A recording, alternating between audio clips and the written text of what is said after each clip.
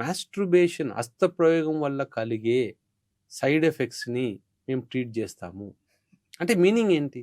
ఇండైరెక్ట్గా వాళ్ళు ఏం చెప్తున్నారు?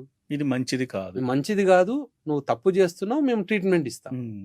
తర్వాత ఊర్లో కామన్గా సెక్షువల్ ప్రాబ్లం ఇప్పుడంటే ఆండ్రాలజిస్ట్ ఇంతమంది వచ్చారు, కానీ ఏ ఊర్లో పోయినా గోడల మీద పోస్టర్లు ఉంటాయి, సెక్స్ క్లినిక్ అని. అండ్ ఇప్పుడు జడీబుట్టి.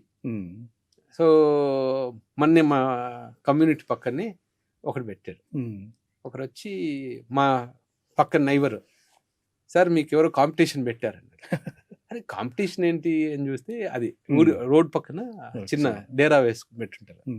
దానిపైన ఉన్న దాంట్లో ఏంటంటే ఇంగ్లీష్లో నీట్గా masturbation side effects treated here అని ఉంది. బేసిక్గా ఇవన్నీ ఏంటంటే తెలియకుండానే మీరేదో తప్పు చేస్తున్నారు అనేది చూపిస్తున్నారు. అసలు నా దృష్టిలో మాస్టర్బేషన్ అనేది తప్పు కాదు, దానివల్ల ఉన్న అడ్వాంటేజెస్ అనేది చాలా బెటర్. ఇప్పుడు మనకు కమ్యూనిటీలో అటు పిల్లల దగ్గర నుంచి కానీ పెద్దల వాళ్ళు కానీ ఒకప్పుడు సెక్షువల్ అవేర్నెస్ లేనప్పుడు ఎప్పటికైనా పెళ్ళైన వాళ్ళు కానీ పెళ్లి కాని వాళ్ళు కానీ ప్రాస్టిట్యూట్స్ దగ్గరికి వెళ్ళేవాళ్ళు, ఊర్లో ప్రాస్టిట్యూట్స్ ఉండేవాళ్ళు, వాళ్ళ దగ్గరికి వెళ్ళేవాళ్ళు, అది ఉండేది. ఇప్పుడు ఎప్పుడైతే ఈ ఎయిడ్స్ ఎస్టీడీస్ పెరిగిపోయిన తర్వాత అక్కడికి వెళ్ళడమే dangerous thing. So sexual STDs అనేది మనకు తెలియకుండానే ఎస్టీడీస్ అనేది చాలా పెరిగిపోయాయి. రెండో ఇష్యూ ఏంటంటే ఎస్టీడీస్ మీద అవేర్నెస్ లేకపోవడం. చాలామంది మా దగ్గరికి వస్తుంటారు, సార్ నేను బ్యాంకాక్ వెళ్ళాను, ఫ్రెండ్స్ ఫోర్స్ చేశారు, నేను చేశాను. వచ్చినప్పటి నుంచి ఫియర్, అయిపోయిన తర్వాత కొంచెం యూరిన్ మంట ఉందనుకోండి, ఇంకా మా దగ్గరికి చెమటలు పట్టేసి వచ్చి, సార్ కొంతమంది అంటే మీరు తెలుసో లేదో 6 గంటలకి మార్నింగ్ వచ్చి హాస్పిటల్లో కూర్చోనంటారు. అంటే ఎవరు చూడకుండా కాదు, ఫియర్, నైట్ నిద్ర రాదు. నైట్ పొరపాటున ఎవరినో కలిశారు, లేదా అక్కడికి వెళ్ళి కలిసి వచ్చారు, కలిసినంత వరకు బాగానే ఉంటుంది. పొరపాటున యూరిన్ ఆ పెనిస్ మీద చిన్న ఒక కట్టు లాంటిదో లేకపోతే కొంచెం యూరిన్లో మంట కానీ వచ్చింది అనుకోండి, ఫస్ట్ థింగ్ గూగుల్ చేస్తే ఇంకా హెచ్ఐవి ఇవన్నీ లిస్ట్ వస్తాయి, ఇంకా నిద్ర రాదు. అమ్మో నేను ఇప్పుడు నాకేదో వచ్చేసింది, ఇంకా వచ్చేసి చెమటలు, సార్ నేను కలిశాను ఏమైపోయింది, హెచ్ఐవి వచ్చేసింది అంటారా, హెచ్ఐవి ఇప్పుడు ట్రీట్మెంట్ ఉందా, అసలు అంటే వాళ్ళే సెల్ఫ్ డయాగ్నోసిస్. ఇవన్నీ బదులు ఒకవేళ అంటే ఈవెన్ ఇక్కడే మనకు సందర్భం వచ్చింది కాబట్టి చెప్తున్నాను, చాలామంది చేసే కామన్ మిస్టేక్ ఓన్లీ సెక్స్ చేసేటప్పుడు మాత్రమే కాండోమ్ వాడాలి అనేది చాలామందికి తెలుసు. సో ఎక్కడికి పోయినా కూడా కాండోమ్ వాడతారు, కానీ కామన్ మిస్టేక్ ఆ ముందు ఓరల్ సెక్స్లో కానీ అప్పుడు కాండోమ్ వాడరు. ఈవెన్ ఓరల్ సెక్స్ వల్ల కూడా ఎస్టీడీస్ కానీ ఎస్టీఐస్ కానీ, అంటే సెక్షువల్లీ ట్రాన్స్మిటెడ్ డిసీజెస్ వేరే, సెక్షువల్లీ ట్రాన్స్మిటెడ్ ఇన్ఫెక్షన్స్ వేరే. ఈ రెండు చాలా కామన్గా ఉంటాయి. ఆ రెండు కూడా ట్రాన్స్మిట్ అవ్వచ్చు, అంటే జరగాల్సిన నష్టం అక్కడ కూడా జరిగిపోయింది. సో ఈవెన్ ఓరల్ సెక్స్ అప్పుడు కూడా కాండోమ్ వాడాలి. సో మన టాపిక్ వస్తే, ఇప్పుడు మాస్టర్బేషన్ రెగ్యులర్గా చేసుకోవడం వల్ల నార్మల్గా అంటే నేను ప్రాస్టిట్యూట్ దగ్గరికి వెళ్ళాలి, లేదా కాల్ గర్ల్స్ దగ్గరికి వెళ్ళాలి, లేదా విపరీతమైన ధోరణి, అంటే మనం ఈ మధ్య చూస్తున్నాం రేపులని, చిన్నపిల్లల మీద అఘాయిత్యాలు, అవన్నీ జనరల్గా అది చాలా వరకు తగ్గిపోదు. అంటే ఈ డిజైర్ని ఆపుకోలేక చేస్తున్నారు. డిజైరే తగ్గిపోయింది అనుకోండి, మాస్టర్బేషన్ చేసుకోగానే వెంటనే డిజైర్ తగ్గిపోతుంది. సో అది ఒక యాక్చువల్గా సొసైటీకి కూడా మాస్టర్బేషన్ చేసుకోవడం వల్ల బెటర్, అంటే వాళ్ళకు కూడా కొంతమందికి ఆ థాట్స్ రాకుండా ప్రొటెక్ట్ చేయగలుగుతుంది. రెండోది ఎస్టీడీస్ రాకుండా కూడా ప్రొటెక్ట్ చేస్తుంది. తర్వాత మాస్టర్బేషన్ వల్ల చాలా, అంటే మాస్టర్బేషన్ వల్లనేమో ఆర్గజం వల్ల అటు ఫీమేల్స్లో కానీ మేల్స్లో కానీ ఆ ఆర్గజం టైంలో చాలా హార్మోన్స్ రిలీజ్ అవుతాయి. సో ఈ హార్మోన్స్ అనేది మెంటల్ బ్యాలెన్స్ ఉంటుంది. అందుకే ఎప్పుడైనా ఎజాక్యులేషన్ తర్వాత నిద్ర వచ్చినట్లు అనిపించడము, ఆ పీస్ఫుల్నెస్ అనిపించడము, బాడీ మొత్తానికి కావాల్సిన ఒక రిలాక్సేషన్ వస్తుంది. సో ఇప్పుడు ఆ రిలాక్సేషన్ అనేది స్టూడెంట్ ఏజ్ నుంచి పెళ్ళయ్యేదాకా రాకుండా ఎందుకు ఆపుకోవాలి? సో మాస్టర్బేషన్ వల్ల అయితే తప్పులేం లేవు, ప్రతి ఒక్కరూ చేసుకుంటారు, చాలా మంది బయటికి చెప్పరు. సో కాకపోతే ఓన్లీ 2 సినారియోస్లో మేము మాస్టర్బేషన్ చేసుకుంటాం, వద్దని చెప్తాం. ఒకటి ఏంటంటే, కామన్గా స్టూడెంట్స్ వస్తారు, వచ్చి సార్ నేను రోజుకు 8 సార్లు మాస్టర్బేట్ చేసుకుంటాను, 9 సార్లు చేస్తాను అంటే నువ్వేం చేస్తావమ్మా అంటే, అదో సినిమాలో నువ్వేం చేస్తావు అంటే నేను అదే చేస్తాను అన్నట్టు.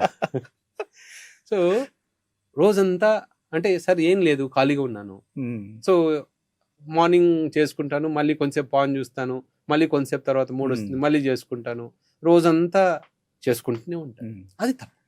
అట్లా ఏమవుతుందంటే టూ మచ్ ఆఫ్ మాస్టర్బేషన్ చేసుకున్నా కూడా స్పెర్మ్ రిలీజ్, మనకు స్పెర్మ్ రిలీజ్ అనేది ప్రాస్టేట్ గ్రంథి దాంట్లో నుంచి సీమెన్ రిజర్వాయర్ నుంచి రిలీజ్ అవుతుంది కదా. తక్కువ ఏజ్లో మాస్టర్బేషన్ ఎక్కువ సార్లు చేయడం మొదలు పెడితే దాని మీద ప్రెషర్ పడుతుంది. సో ఇనిషియల్గా వాపు, ఇప్పుడు మనము స్కిన్ ఉంది, మనం కంటిన్యూస్గా దాన్ని చేత్తో ఇట్లా రబ్ చేయడం కానీ చేస్తే కొద్దిసేపు తర్వాత వాపు వస్తుంది, కొద్దిసేపు తర్వాత ఎక్కువసేపు చేస్తే కట్ అయ్యే బ్లీడింగ్ అవుతుంది. అట్లా ప్రాస్టేట్ గ్రంథిలో కూడా వాపు రావడము, దాని ఇన్ఫ్లమేషన్ అంటాము. మళ్ళీ కొద్ది రోజులకి అది రిపీటెడ్గా చేయడం వల్ల ఇన్ఫెక్షన్స్ రావడము, అది ప్రాస్టటైటిస్ కింద మారుతుంది. అదొకటి. రెండవది ఏంటంటే తక్కువ ఏజ్లో మాస్టర్బేషన్ చేసే వాళ్ళు ఏంటంటే ఎవరో చూస్తారు, ఇప్పుడు హాస్టల్స్లో ఉంటారు, మాస్టర్బేషన్ చేయాలి, ఆ బాత్రూంలోకి వెళ్ళి చేసుకుంటారు, బాత్రూంలో ఎవరో చూస్తారేమో ఎవరన్నా, లేదా ఇంట్లో మాస్టర్బేషన్ చేసుకునే వాళ్ళు పేరెంట్స్ నోటీస్ చేస్తారో అలా అనుకుని తొందరగా చేయడం మొదలు పెడతారు, ఫాస్ట్గా ఎజాక్యులేట్ చేయడం. అదేమవుతుందంటే ఆ సిస్టమ్ అలవాటు అయిపోతుంది బాడీకి, అంటే ఫాస్ట్గా ఎజాక్యులేషన్ అలవాటు అయిపోయి ఈవెన్ మ్యారేజ్ తర్వాత కూడా ప్రీమెచ్యూర్ ఎజాక్యులేషన్ అవుతుంది. ఆ 2 సందర్భాల్లో తప్ప జనరల్గా ఇంకేం ప్రాబ్లమ్స్ ఉండవు. కొంతమంది ప్రోన్ మాస్టర్బేషన్ చేస్తారు, అంటే బెడ్ మీద పడుకొని రబ్ చేయడం చేస్తారు. వాళ్ళకి ఏంటంటే అలా చేస్తేనే మాస్టర్బేషన్ చేసినట్టు, బెడ్కి రబ్ చేయడం అనేది. అప్పుడు వాళ్ళకి ఏంటంటే నార్మల్ సెక్స్లో కూడా వాళ్ళకి ప్రెషర్ రాదు, ఎందుకంటే అలా అలవాటు అయిపోయారు కాబట్టి. ఇంకా కొంచెం మేజర్ ఇష్యూస్ ఏమవుతాయంటే విపరీతంగా చేసే వాళ్ళకు కొంచెం ఆ బ్లడ్ వెజల్స్ డ్యామేజ్ అవడము, ఎరెక్టైల్ డిస్ఫంక్షన్ రావడము అవన్నీ ఉంటాయి, కానీ అవి చాలా తక్కువ మందిలో. మెజారిటీ అంటే 80% అడ్వాంటేజెస్ ఉంటే ఒక 20% డిసడ్వాంటేజ్. Okay sir. ఇక మెయిన్ మీరు ఆండ్రాలజిస్ట్ కాబట్టి ఒక సెక్సువల్ ప్రాబ్లం వచ్చినప్పుడు మ్యారేజ్ తర్వాత ఇంపార్టెన్సీ, దీని మీద మేజర్గా మీరు సర్టిఫై చేస్తే కానీ ఆ ప్రాబ్లం తేలదు. సో మీ దగ్గరకు వచ్చినప్పుడు నిజంగా ఒక 100 వచ్చాయనుకుంటే అసలు ఎంతమందికి రియల్గా ఇంపార్టెన్సీ అనేది ఉంటుంది, అసలు లేకుండా బాధపడే వాళ్ళు ఎంతమంది? అసలు ఇంపార్టెన్సీ అనే వర్డే లేదు. బేసిక్గా ఇంపార్టెన్స్ అనే వర్డ్ ఒకప్పుడు ఇంపార్టెన్స్ అంటే ఆ అబ్బాయి పెళ్ళికి పనికిరాడు, సంసారానికి పనికిరాడు అనే వర్డ్. అంటే అప్పట్లో ఏంటంటే పిల్లలు పుట్టకపోయినా ఇంపార్టెంటే, సెక్స్లో పార్టిసిపేట్ చేయకపోయినా ఇంపార్టెంటే. ఆ వర్డ్ని ఇప్పుడు లేదు. ఇప్పుడు ఇంపార్టెంట్ అనేదాన్ని, ఇంపార్టెన్సీ అనేదాన్ని పోయి సెక్షువల్ డిస్ఫంక్షన్ తర్వాత ఇన్ఫర్టిలిటీ రెండే ఉన్నాయి. సెక్షువల్ డిస్ఫంక్షన్ అంటే ఏంటి? సెక్స్లో చేయలేకపోవడం, ఇంట్రెస్ట్ లేకపోవడం. మా దగ్గరికి భార్యాభర్తలు వస్తారు, వచ్చిన తర్వాత ఇద్దరు కూర్చొని చేయలేకపోతున్నాడు సార్, అది చేయలేకపోతున్నారు, వీళ్ళకి అది ఇది కొంచెం ఇద్దరు వాదించుకోవడం మొదలు పెడతారు. ఇవన్నీ కామన్. కొన్నిసార్లు ఏంటంటే ఒకటేసారి వాళ్ళ పేరెంట్స్ వీళ్ళ పేరెంట్స్ కూడా మా రూమ్లోకి వచ్చేసి మా రూమ్లోనే ఇచ్చేస్తే బ్లేమ్ గేమ్, ఈ అబ్బాయి తెలుసు సార్, ఈ అబ్బాయికి ముందే తెలుసు, అది బ్లేమ్ గేమ్. నేను ఒకటే చెప్తాను, ఈ అబ్బాయి ఇంపార్టెన్సీ అనేది లేదు, ఓకే నిజంగానే ఇంపార్టెన్సీ ఉందనుకుందాం, అంటే ఇంపార్టెన్స్ అంటే చేయలేకపోతున్నాడు, దానికి ఇప్పుడు సొల్యూషన్ ఉన్నాయి కదా. ఇప్పుడు ఒకప్పుడు సొల్యూషన్ లేకపోతే మనము ఏదైనా ఆలోచించాలి, కానీ ఇప్పుడు ఎంత టెక్నాలజీ అడ్వాన్స్ అయిపోయింది అంటే అసలు జీవితంలో ఒక్కసారి కూడా ఎరెక్షన్ రాని వాళ్ళకు కూడా పెనిస్లో ఒక ట్యూబ్ పెట్టేస్తున్నాం, ఫినైల్ ఇంప్లాంట్. ఇప్పుడు కాలు ఇరిగితే మనం ఎట్లయితే లోపల రాడ్ పెడుతున్నామో అలా సిలికాన్ ట్యూబ్ పెడుతున్నాం. ఇంకా టెక్నాలజీ ఎంత వచ్చిందంటే ఒక పంప్ లాగా, ఎప్పుడు కావాలంటే అప్పుడు పంప్ నొక్కితే ఎరెక్షన్ వచ్చేట్లు, వస్తే మళ్ళీ తగ్గిపోయేట్లు ఇంప్లాంట్స్ వచ్చాయి. అంత టెక్నాలజీ ఉన్నప్పుడు ఇంపార్టెంట్ ఎందుకు అనాలి?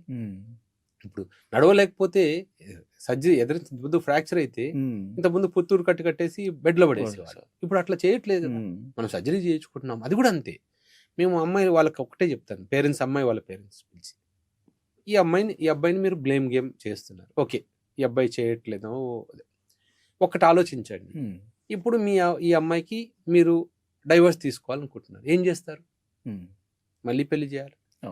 మళ్ళీ పెళ్లి చేయాలంటే మళ్ళీ ఫస్ట్ మ్యారేజ్ అబ్బాయి వస్తాడు, నమ్మకం ఏముంది? సెకండ్ మ్యారేజ్ అబ్బాయి కదా. ఇప్పుడు ఆల్రెడీ ఒకసారి మ్యారేజ్ అయిందంటే మళ్ళీ సెకండ్ మ్యారేజ్ అబ్బాయినే చూడాలి. ఆ అబ్బాయి నార్మల్గా ఉంటాడని నమ్మకం. అబ్బాయి మంచోడు వస్తాడని నమ్మకం ఏంటి? ఇప్పుడు ఆల్రెడీ ఒకసారి డైవర్స్ అయితే ఏదైనా రీజన్ అయి ఉండొచ్చు, అవును. సాడిస్ట్ అయి ఉండొచ్చు, లేకపోతే వేరే ఇష్యూస్ అయి ఉండొచ్చు. సో ఇప్పుడు ఏ అబ్బాయికి ఉన్న ప్రాబ్లమ్ని సాల్వ్ చేసుకునే అవకాశం ఉంది, కొత్త ప్రాబ్లం అంతే. నేను ఒకటే అమ్మాయితో జనరల్గా ప్రైవేట్గా మాట్లాడి, అమ్మ చూడు, ఈ అబ్బాయి నేను కొడుతున్నాడా, తిడుతున్నాడా, నేను హరాస్ చేస్తున్నాడా, లేదు అబ్బాయి నేనేం బాగా చూసుకుంటున్నాడా అంటే ఆ అబ్బాయి మంచి అబ్బాయి అన్నట్టే కదా. ఇది ఒక్క ప్రాబ్లం బేస్ చేసుకొని నువ్వు ఎందుకు డైవర్స్కి వెళ్తున్నావు, అట్లా కౌన్సిల్ చేస్తాను. మెజారిటీ ఏంటంటే అక్కడనే, సార్ ట్రీట్మెంట్ ఉంటే నాకేం ప్రాబ్లం లేదు, మీరు ట్రీట్మెంట్ చేసి నాకు ఈ ఇష్యూస్ అంటే మా పేరెంట్స్ నన్ను ఈ అబ్బాయితో ఎందుకు నువ్వు డైవర్స్ ఇచ్చేసే మళ్ళీ పెళ్లి చేస్తామన్నారు, అందుకని నేను కూడా ఆ ఆలోచన వచ్చింది సార్ అంటే. సో ఇంపార్టెన్సీ అనేదే లేదు, కేవలం 2 సినారియోస్. ఒకటి, కొంతమంది అబ్బాయిలకి అసలు అమ్మాయిలంటేనే ఇంట్రెస్ట్ ఉండదు, రేర్, 1000లో ఒకరు ఉంటారు. అంటే ఏదో పేరెంట్స్ ఫోర్స్ మీద, అంటే అబ్బాయిలంటేనే ఇంట్రెస్ట్ ఉన్నవాళ్ళు, అది వాళ్ళకి ఏంటంటే ఇంట్లో చెప్పుకోలేక పేరెంట్స్కి చెప్తే, అంటే ఇప్పుడంటే అవేర్నెస్ పెరిగిపోయింది, ఇప్పుడు అవన్నీ ఎల్జిబిటీస్ ఇవన్నీ వచ్చేసాయి కాబట్టి అవేర్నెస్ ఇప్పుడు ఓపెన్గా చెప్తున్నారు, నాకు ఇంట్రెస్ట్ లేదు. ఇప్పుడు మనం చూస్తూనే ఉన్నాం, అబ్బాయిని పెళ్లి చేసుకుంటారు, అమ్మాయిల్ని పెళ్లి చేసుకుంటున్నారు. ఇవన్నీ చాలా మంది అది చెప్పాలంటే, ఇంట్లో చెప్పాలంటే భయపడిపోయి చెప్పకపోవడం అనేది తప్పు కాదు. ఇప్పుడు ఒక అమ్మాయి లైఫ్తో ఆడుకోకూడదు. నేను ఆ అబ్బాయిలకే చెప్తాను, నువ్వు మీ పేరెంట్స్ ఏదో ఫోర్స్ చేశారని నువ్వు పెళ్లి చేసుకుంటావు, పాపం అమ్మాయికి అన్యాయం చేస్తున్నావు. మా దగ్గరికి వాళ్ళు వస్తుంటారు, సార్ నాకు అసలు అమ్మాయిలంటే ఇంట్రెస్ట్ లేదు, మా పేరెంట్స్ ఫోర్స్ చేస్తున్నారు, నేను ఇప్పుడు పెళ్లి చేసుకోవచ్చా? నువ్వు ఎందుకు చేసుకోవాలి? నువ్వు లేదా ధైర్యంగా వాళ్ళతో చెప్పు, లేదా మీ పేరెంట్స్తో నాకు పెళ్లి ఇష్టం లేదు, నేను ఇలాగే ఉండిపోతానని చెప్పొద్దు. నువ్వు నాకు మేల్స్ అంటే ఇంట్రెస్ట్, నాకు అమ్మాయిలంటే ఇంట్రెస్ట్ లేదని చెప్పొద్దు. సో అలాంటి వాళ్ళు తప్ప జనరల్గా మిగతా ఎవరినైనా మనము ట్రీట్ చేయొచ్చు.